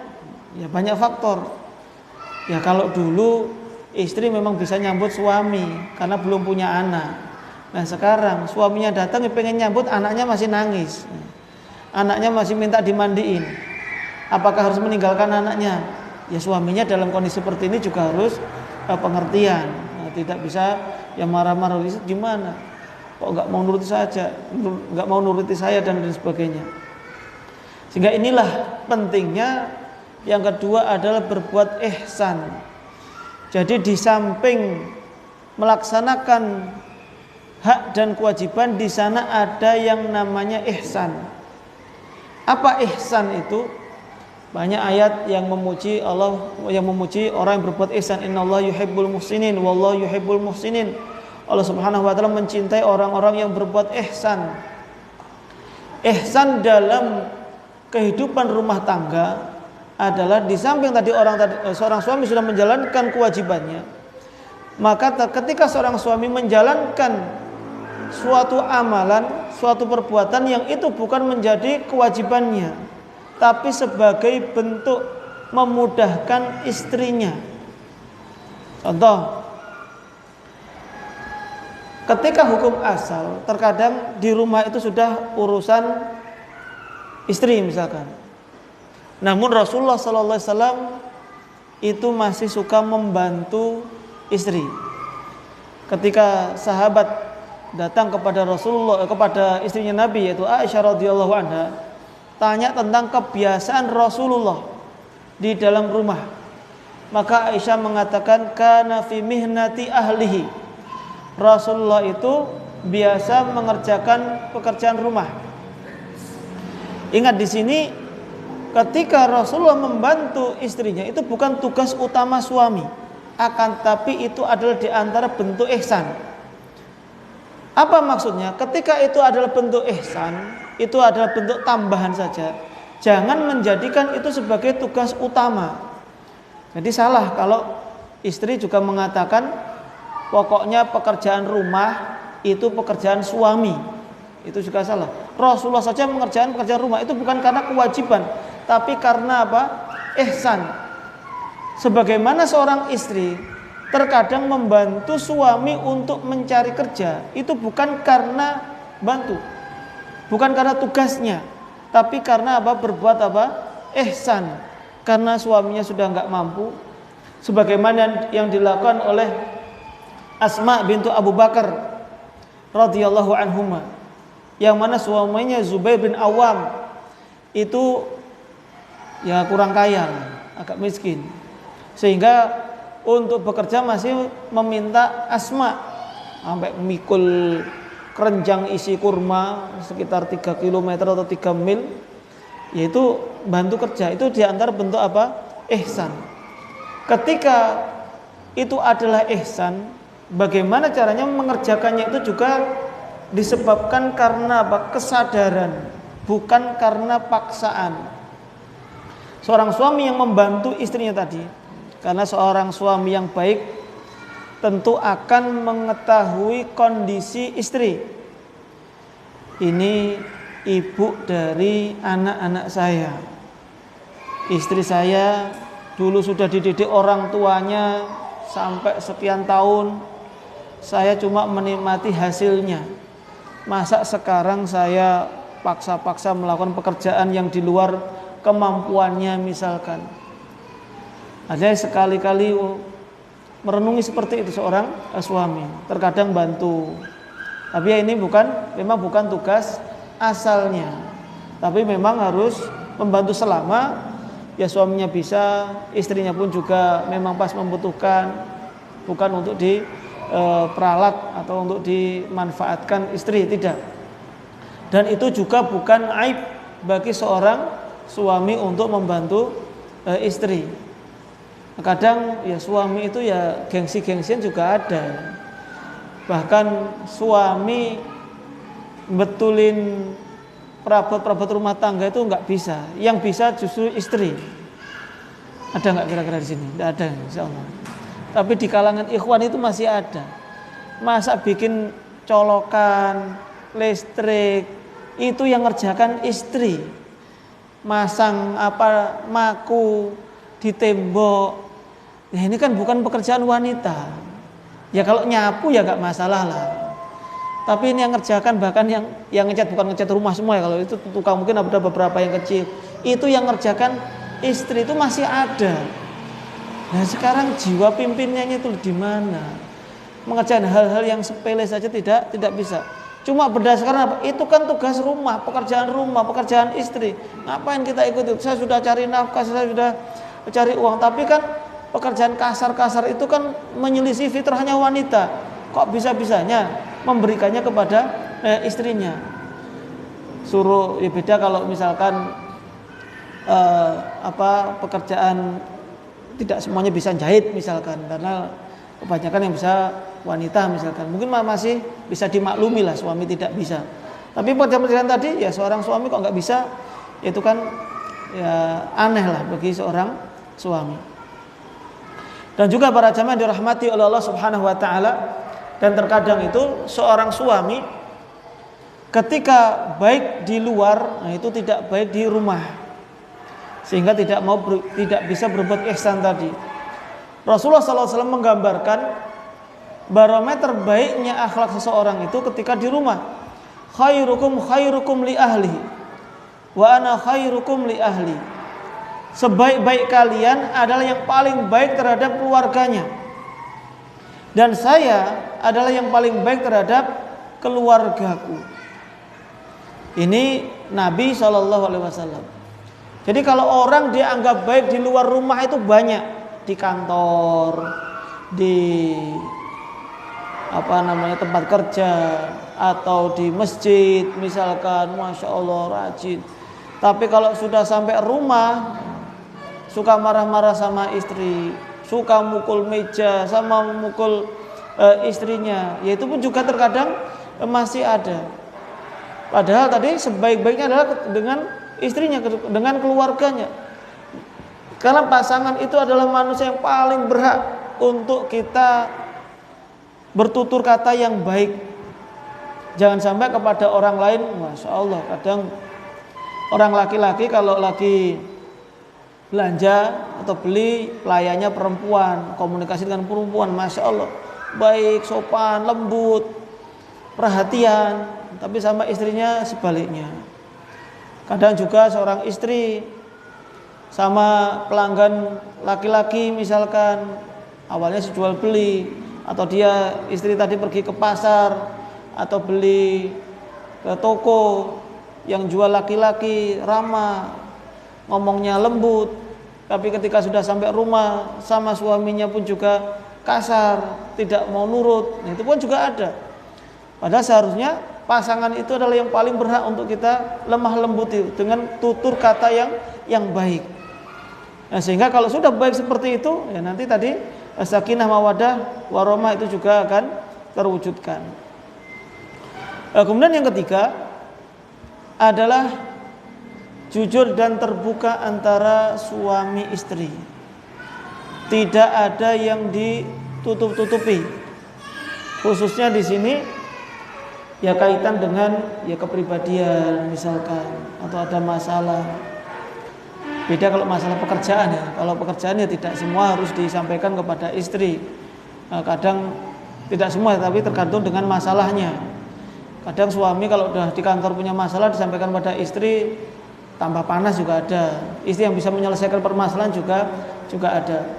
Tapi secara asal harus ada keterbukaan antara suami istri dalam banyak hal, baik itu dalam pendidikan anak, baik itu bagaimana cita-cita dalam rumah tangga itu nanti harus menginginkan seperti apa, itu dibicarakan sejak awal. Kalau perlu ketika membina rumah tangga ya kita buat kesepakatan-kesepakatan baik tertulis ataupun tidak. Nanti kalau kaitannya dengan muamalah dengan lawan jenis, kalau sama-sama bisnis misalkan harusnya seperti apa. Atau seorang istri nanti misalkan dikasih uang belanja, ini bolehnya itu untuk apa saja, yang enggak boleh untuk apa, disampaikan sejak awal. Atau seorang istri tanya pada suami, saya yang enggak engkau senangi nanti masalah apa, itu disampaikan sejak awal, terbuka. Dan apalagi ketika mendapatkan sekarang dunia medsos yang sangat besar, enggak ada yang tersembunyi. Justru kalau ada seorang suami yang takut WA-nya diketahui oleh istrinya ataupun sebaliknya, yaitu malah mencurigakan. Kalau memang tidak ada masalah, kenapa harus ditutup-tutupi? Kecuali kalau memang ya istrinya itu atau pasangan cerewetnya kenemenen. Artinya suami punya ya grup kan banyak, grup kantor, grup apa, semua diteliti satu-satu. Ini nggak ada hubungannya sama istri. Ini masalah kantor malah tahu urusan, ya namanya bapak-bapak kadang kan ngobrol sesama bapak-bapak di grup pun juga ngalor gitu nggak jelas. Istri malah ikut nimbrung, malah tahu. Ya kan membuat orang lain pun juga tidak nyaman. Kalau ini kan juga berlebihan seorang istri kalau mengetahui seperti itu. Tapi kalau dikasih batasan ini nggak saya kunci. Tapi kalau masalah kantor, masalah kerja jangan dibuka, itu nggak akan kan. Kalau grup kantor nggak mungkin kan bicarakan istri kita. Artinya secara umum nggak mungkin. Udah ini nggak usah dibuka. Tapi kalau ada chatting yang mencurigakan, kalau kelihatannya nomornya nggak kesimpan atau nomor perempuan, silahkan dibuka, nggak masalah. Justru kalau itu dirahasiakan malah menimbulkan kecurigaan. Tapi kalau asalnya tidak ada rahasia, itu yang lebih baik, sehingga tidak ada dusta. Ya kadang laki-laki juga pintar juga menggunakan dalil bolehnya berbohong kepada istri kan. Rasulullah SAW kan memberikan keringanan. Ada 3 bohong yang diperbolehkan. Di antaranya adalah warrajulu yuhadditsu imra'atahu wal mar'atu tuhadditsu zaujaha. Di antara bohong yang diperbolehkan adalah bohongnya suami kepada istri atau bohongnya istri kepada suami. Loh, kapan bohong itu diperbolehkan? Yaitu bohong kepada istri. Kalau misalkan antum nyicipi makanan istri antum, menurut antum gak enak, apalagi ini pengantin baru, mau ngomong kurang asin, ya dia memang baru belajar, nanti malah tersinggung. Nah, ya bilang aja, Masya Allah makanannya enak, gak pernah makanan seperti ini. Ini kan gak, ya memang bohong ini, tapi ini kebohongan untuk menimbulkan rasa kasih sayang di antara suami istri, maka itu diperbolehkan. Mas Lode, kamu wanita yang paling cantik di muka bumi ini. Padahal kan ya belum disurvei juga kan. Itu yang menurut dia nggak masalah kalau memuji seperti itu. Nah, tapi kalau misalkan habis chattingan sama akhwat terus dihapus. Kamu tadi chattingan sama akhwat ya? Enggak pernah saya chattingan sama akhwat. Dihapus ya? Enggak pernah saya hapus. Itu bohong yang seluruh ulama ijma kalau itu tidak diperbolehkan. Habis pulang dari mana? Ternyata dari akhwat misalkan. Maka itu tidak boleh. Kalau itu meskipun berdalil ini kan untuk mendamaikan suami istri biar tambah kasih sayang, bukan itu yang dimaksudkan dengan berdusta yang diperbolehkan tadi. Baik itu laki-laki ataupun perempuan. Laki-laki perempuan juga, ya Allah Mas, kamu itu laki-laki yang paling aku sayang, paling ganteng di muka bumi ini. Enggak ada yang aku rindukan kecuali kamu. Nah, itu juga diperbolehkan kalau dustanya seperti itu. Kemudian yang keempat, sabar. Jadi kalau dalam kehidupan rumah tangga ya pasti menjumpai sesuatu yang tidak menyenangkan. Tidak ada jalan kecuali harus bersabar. Allah Subhanahu wa taala dalam surat An-Nisa ayat yang ke-19, fa in karihtumuhunna fa asa an takrahu syai'an wa yaj'alallahu fi khairan katsira. Jika kalian tidak menyukai mereka, maka bersabarlah, karena boleh jadi kamu tidak menyukai sesuatu padahal Allah Subhanahu wa taala menjadikan di dalamnya kebaikan yang banyak. Jadi pas awal nikah di luar ekspektasi ternyata. Kirain kalau akhwat pondokan, akhwat ngaji itu pinter masak, pinter melayani suami, ya, ternyata kaku juga ternyata misalkan. Atau yang lainnya. Atau oh ini kalau suami yang lama sudah ngaji, kirain sayang pada istrinya, ternyata masih agak kasar. Maka ini juga bersabar terlebih dahulu. Cari kelebihan-kelebihan yang lainnya. Karena sebagai seorang suami tadi, ketika tidak menyukai sebagian dari sifat istri, ya dia juga memiliki kekurangan. Sebagaimana istri juga memiliki kekurangan. Rasulullah SAW mengatakan, la yafraq mu'minun mu'minatan in kariha minha khuluqan radiya minha akhar. Janganlah seorang mukmin benci kepada muslimah yang lainnya atau kepada istrinya. Karena jika ia membenci salah satu akhlaknya, maka pasti akan ada akhlak lain yang bisa dia ridhoi. Artinya pasti ada kebaikan. Gak ada manusia yang memiliki sifat buruk semuanya pada dirinya. Pasti ada kebaikannya. Ya tinggal nanti kita lihat bisa ditolerir apa tidak, sampai sabarnya seperti apa, selama dia masih mengerjakan sholat, masih mengerjakan kewajiban-kewajiban utamanya. Maka yang paling baik adalah bersabar. Apalagi kalau sudah pernikahan 5 tahun, 10 tahun, anaknya sudah gede-gede, masa masih berantem terus sama pasangan, ya malulah sama anak-anaknya. Minimal mementingkan atau memperhatikan kepentingan anak-anaknya, sudah nggak pantas lagi. Ya tinggal bersabar, tinggal menjalani kehidupan rumah tangga tadi. Sehingga harus bersabar. Dan yang kelima adalah melakukan perdamaian. Wasulhu khair. Dan perdamaian itu lebih baik. Jadi para jamaah dirahmati oleh Allah, kalau ada kekurangan, baik itu kewajiban pasangan kita yang belum dilaksanakan atau hak kita yang belum diberikan, maka pasti di sana ada pengorbanan. Maka ketika pengorbanan tadi, bagaimana supaya mengambil jalan damai, itu yang paling penting. Kalaupun itu bisa diteruskan dan itu harapannya, maka alhamdulillah. Bagaimana bisa memperbaiki hubungan kembali. Kalaupun takdir yang terbaik adalah harus berpisah, itu pun perpisahan juga dengan cara yang damai, cara yang baik. Apakah mungkin perceraian itu menghasilkan sesuatu yang baik? Ya sangat mungkin. Ketika ya sama-sama menyadari karena mereka itu menikah karena Allah Subhanahu wa taala, hendaknya ketika berpisah pun juga karena Allah Subhanahu wa taala. Bukankah di antara orang yang akan dinaungi oleh Allah Subhanahu wa taala di hari di mana tidak ada naungan kecuali naungan Allah Subhanahu wa taala, di antaranya adalah dua orang yang saling mencintai karena Allah. Mereka bertemu karena Allah, berpisahnya pun juga karena Allah Subhanahu wa taala. Dalam perpisahan pun, dalam perceraian pun juga masih memungkinkan untuk bisa mendapatkan keridhaan dari Allah Subhanahu wa taala. Kalau benar-benar mengharapkan kebaikan dalam perpisahan tersebut. Para jamaah dirahmati oleh Allah Subhanahu wa taala, ya mungkin itu sedikit yang bisa kita sampaikan di kesempatan kita di pagi hari ini. Semoga mendapatkan manfaat dari apa yang kita sampaikan. Selanjutnya kami kembalikan kepada moderator.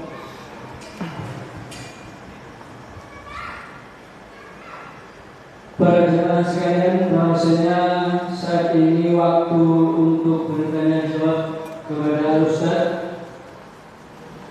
Akan tapi sambil antum sekalian mempersiapkan pertanyaan kepada Ustaz, maka akan kami bacakan pertanyaan yang sudah masuk, yaitu ada 3 pertanyaan. Pertanyaan yang pertama, Assalamualaikum Ustaz. Tadi Ustaz menyampaikan bahwasanya kalau suami itu hendaknya mengerti atau menyesuaikan kebiasaan istri di rumah. Apakah ini suatu keharusan Ustaz?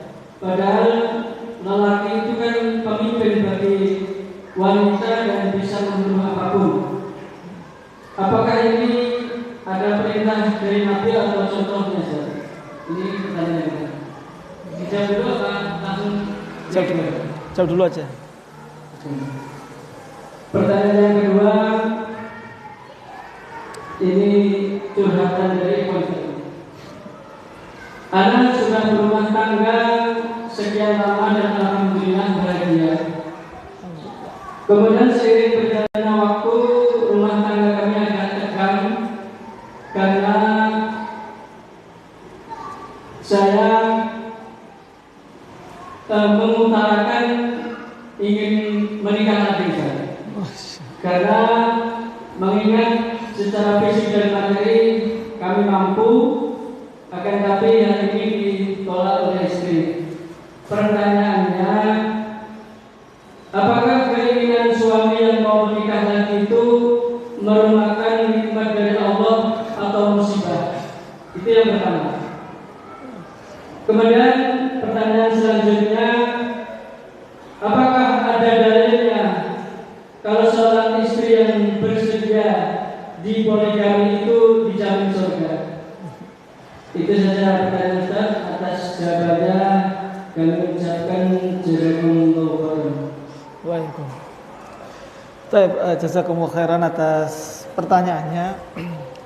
Yang pertama tadi ketika disebutkan ya pemimpin atau suami adalah seorang pemimpin dan hendaknya menyesuaikan kebutuhan istrinya, apakah itu suatu kewajiban atau tidak. Perlu diketahui bahwasanya ya memang pada asalnya namanya pemimpin yang baik itu adalah pemimpin yang tahu kondisi rakyatnya, yang tahu kondisi orang yang dipimpinnya. Ketika memberikan kewajiban, memberikan pekerjaan itu kan yang sesuai. Contohlah secara umum, Ada seorang pemimpin punya pegawai. Maka pemimpin yang baik pasti akan memberikan pekerjaan itu sesuai dengan kemampuannya masing-masing. Allah saja tidak akan memberikan beban kecuali sesuai dengan kemampuan dari seorang hamba. La yukallifullahu nafsan illa wus'aha. Allah tidak akan membebani seorang hamba di atas kemampuannya. Begitu pula dengan seorang suami tadi. Memang pada asalnya seorang suami berhak memerintahkan apa saja kepada istri, tapi yang sesuai dengan kemampuan istri. Kalau ada seorang suami tadi misalkan menyuruh istrinya mencangkul, maka istri memang wajib, tapi ini suami yang zalim, karena itu tidak sesuai dengan fitrah istrinya. Istrinya sakit, panas, suaminya nyuruh istrinya untuk masak, detik itu juga bikinkan kopi. Maka di sini istri memang dia berkewajiban. Istri memang mungkin akan menuruti perintah dari suaminya, tapi suaminya yang menyuruh istrinya dalam keadaan sakit, ini suami yang berbuat zalim. Berarti dia telah berbuat sewenang-wenang terhadap istrinya. Jadi meskipun seorang suami tadi sudah mendapatkan satu keistimewaan menjadi seorang pemimpin, dia akan dimintai pertanggungjawaban. Ketika Rasulullah mengatakan kullukum ra'in wa kullukum mas'ulun an ra'iyatihi, masing-masing dari kalian adalah pemimpin dan akan dimintai pertanggungjawaban dari atas apa yang dipimpinnya. Warrajulur ra'in ala ahlihi, seorang suami adalah pemimpin bagi keluarganya dan akan diminta pertanggungjawaban atas keluarganya. Jadi seorang suami pun akan diminta pertanggungjawaban terhadap apa yang dia perintahkan terhadap keluarganya. Jadi jangan melihat dari satu sisi istrinya harus menuruti keinginan suaminya saja. Ya ini memang satu sisi. Tapi sisi yang lainnya, sudah benar enggak suami tadi menjadi seorang suami, menjadi seorang pemimpin ketika memerintahkan sesuatu di luar kemampuan dari istrinya. Kalaupun istrinya tadi menjalankan perintah suaminya dalam keadaan susah payah, misalkan dalam keadaan di luar kemampuannya, dan dia bersabar, ya istrinya tetap mendapatkan pahala yang besar di sisi Allah Subhanahu wa taala. Dia menjalankan perintah Allah, dia menjalankan perintah suaminya meskipun dengan berat hati tadi. Namun yang poin penting adalah suaminya hendaknya mengetahui kemampuan dari istrinya. Adapun yang kedua berkaitan dengan seorang laki-laki yang alhamdulillah hidup bahagia, kemudian pengen nikah lagi. Bapak-bapak ini mewakili semua kayaknya. Apakah seorang suami yang pengen nikah lagi itu nikmat atau musibah? Yang jelas laki-laki pengen poligami ya fitrah, sesuai dengan ya artinya memang fitrah laki-laki, dan itu secara asal diizinkan oleh syariat untuk memiliki maksimal 4 istri ketika di dunia. Namun syariat juga memberikan syarat, yaitu untuk berbuat adil. Kalau memang tidak bisa berbuat adil, maka tidak boleh nikah atau tidak boleh poligami. Tapi pertanyaannya, kapan seorang suami bisa dikatakan adil atau tidak ketika poligami? Ya kalau sudah poligami. Kalau belum poligami, dari mana dia dikatakan adil atau tidak adil? Berarti dicoba dulu. Artinya itu bisa diketahui setelah menikah, tapi bisa diketahui dari indikasi sebelum menikah. Artinya bagaimana sih selama ini misalkan memperlakukan anak-anaknya, bisa adil apa tidak? Bagaimana sih ketika memberikan uang nafkah kepada istrinya yang satu-satunya pada waktu itu, apakah sering terlambat apa tidak? Kalau memang selama itu istrinya sudah dikasih nafkah cukup dan kehidupan mereka bahagia, itu juga sudah cukup, maka ketika seorang suami ingin menikah lagi, yaitu malah hal yang wajar. Jadi justru ini jadikan standar ya bagi bapak-bapak. Kalau pengen nikah lagi, patokannya itu bukan ketika istri bermasalah, sehingga ketika istri saya nggak bisa diatur kok saya pengen nikah lagi Ustaz. Bukan itu. Justru seorang itu ketika ingin menikah lagi itu ketika sudah bisa bahagia kepada istri yang pertamanya. Ketika sudah bisa membahagiakan istri, berarti kan sudah teruji kan. Satu saja nggak bisa bahagia, masa mau nikah lagi kan nggak masuk akal. Tapi ketika sudah teruji bisa membahagiakan istri dan alhamdulillah nggak ada masalah, ya seharusnya istri nggak mempermasalahkan juga. Artinya kalau memang benar-benar tahu, alhamdulillah suami saya selama ini sudah baik, sudah membahagiakan saya, kalaupun nikah lagi yang insya Allah tidak akan mengecewakan saya. Seharusnya kan seperti itu yang disampaikan kepada istrinya. Jadi apakah diperbolehkan tadi tidak? Ya tadi diperbolehkan.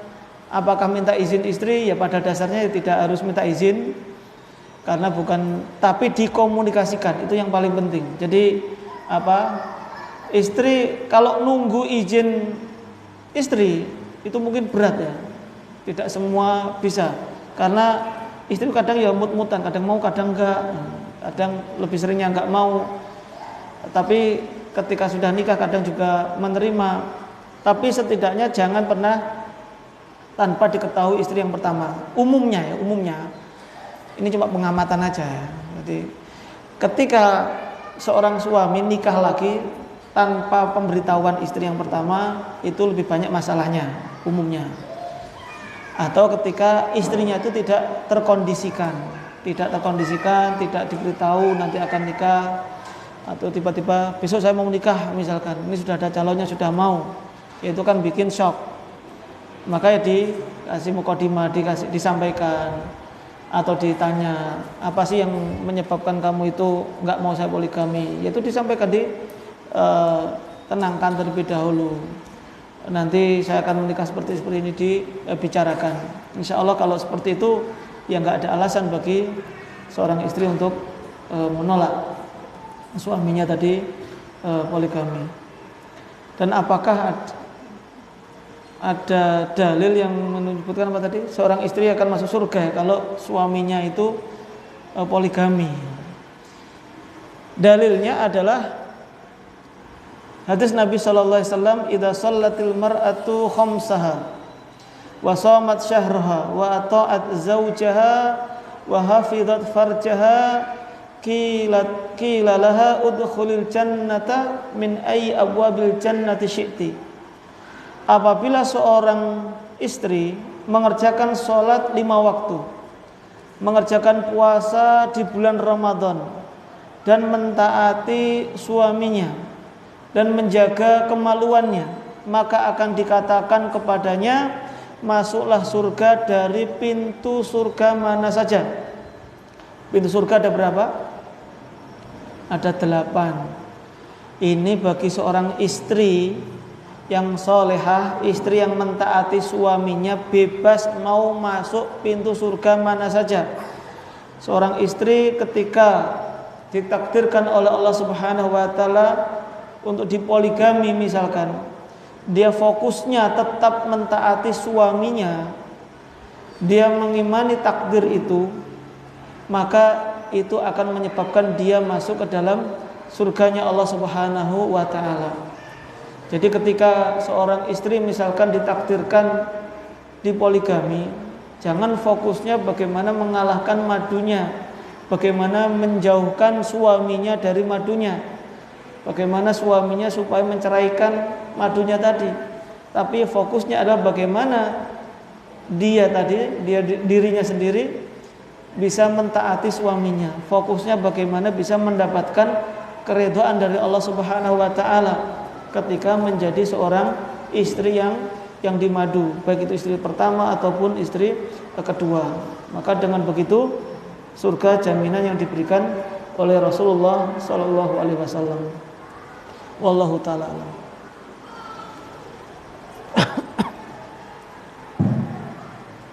Pertanyaan mungkin ada yang mau bertanya.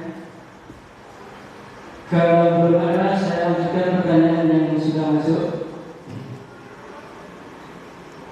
Pertanyaannya, Alhamdulillah Ustaz, saya sudah hijrah dari beberapa tahun yang lalu. Akan tetapi istri saya belum mau diajak berpindah ke pemahaman yang hak ini. Maka dari itu di dalam rumah tangga kami sering ada konflik, terutama ketika dinasihati tentang ziarah kubur agar wanita tidak sering-sering berziarah ke berbagai makam di pelosok Nusantara. Kemudian ketika dinasihati tentang jangan bersalaman kepada yang bukan mahram juga masih menolak. Nah, apakah istri semacam ini harus dipertahankan atau boleh dicerai? Padahal kami juga tahu bahwa cerai adalah perbuatan halal yang dibenci oleh Rasulullah. Itu aja. Jazakumullah khairan untuk pertanyaannya. Ya, ketika seorang sudah mendapatkan hidayah di atas sunnah, apalagi di sini seorang laki-laki, lalu kemudian seorang istrinya itu masih belum mau untuk diajak kebaikan, bagaimana sikap seorang suami? Nah, disinilah tadi ketika seorang suami adalah pemimpin dalam rumah tangga, ar-rijalu qawwamuna 'alan nisa. Seorang pemimpin, seorang laki-laki adalah pemimpin dalam rumah tangganya. Seorang laki-laki adalah pemimpin di dalam keluarganya. Dan apa saja yang dilakukan oleh keluarganya maka dia bertanggung jawab. Dan Rasulullah SAW mengancam laki-laki yang dayuth, yaitu yang membiarkan keluarganya atau istrinya melakukan perbuatan maksiat, yang otomatis seorang suami tadi akan dimintai pertanggungjawaban oleh Allah Subhanahu wa taala. Maka yang pertama, seorang suami tadi harus menasihati terlebih dahulu, harus menyampaikan dalam agama seperti ini.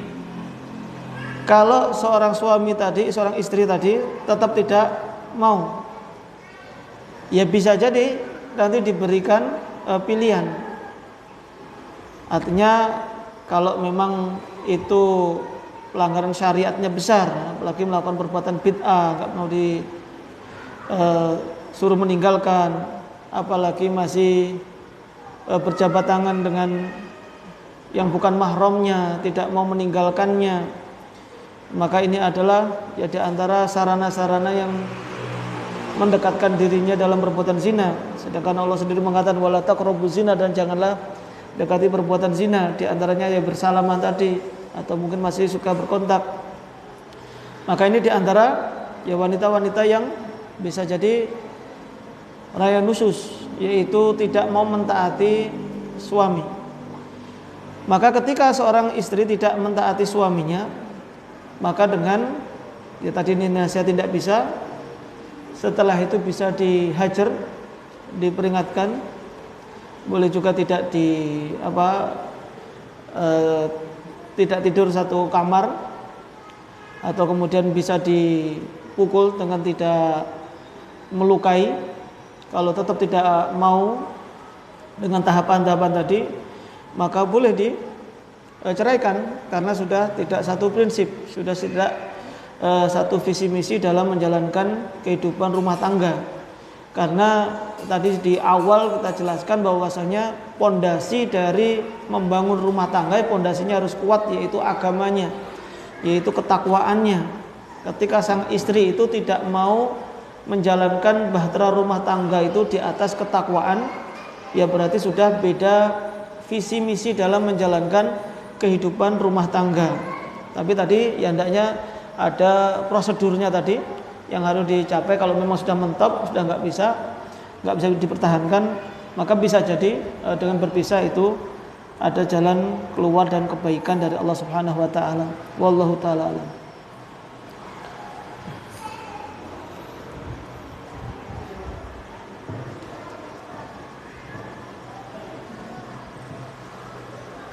Saya lanjutkan pertanyaan selanjutnya.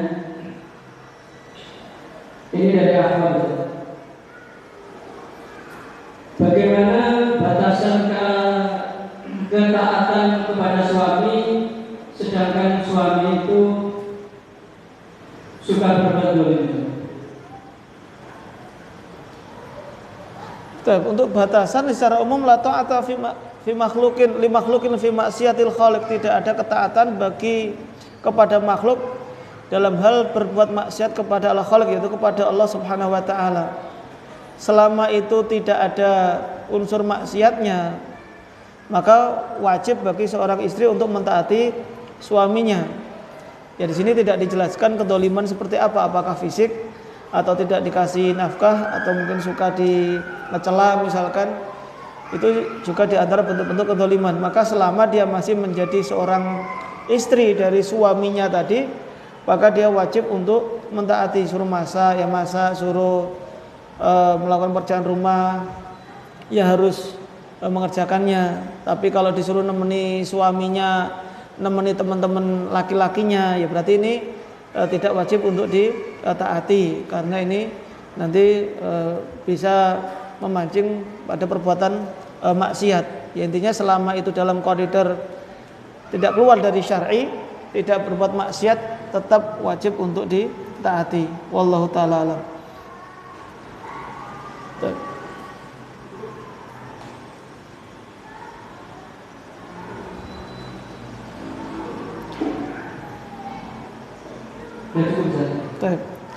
Para jamaah dirahmati oleh Allah Subhanahu wa taala, ya mungkin itu yang bisa kita sampaikan di kesempatan kita di pagi menjelang siang ini.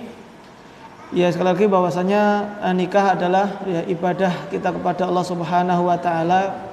Jangan sampai kita masuk dalam bisikan-bisikan syaitan yang merupakan tujuan utama mereka untuk memisahkan hubungan suami istri. Dan kita sebagai seorang suami hendaknya totalitas ya dalam menunaikan kewajiban, sebagaimana seorang istri juga berusaha untuk maksimal dalam menjalankan kewajibannya kepada pasangannya. Dan tidak kalah penting adalah apabila salah satu pasangan kita itu kurang dalam menunaikan kewajibannya, selama kita masih bisa memaafkan, selama itu kita bisa mentolerir, maka lebih baik kita memaafkan, apalagi itu adalah hal-hal yang kecil atau bukan hal yang prinsip dalam rumah tangga. Karena kehidupan rumah tangga itu bukan seperti perusahaan, sedikit kesalahan bisa langsung pecat ganti yang lain.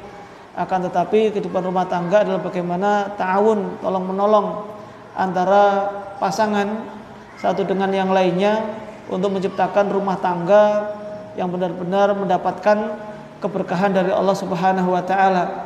Dan jangan sampai bermudah-mudahan dalam mengumbar aib rumah tangga kepada orang lain.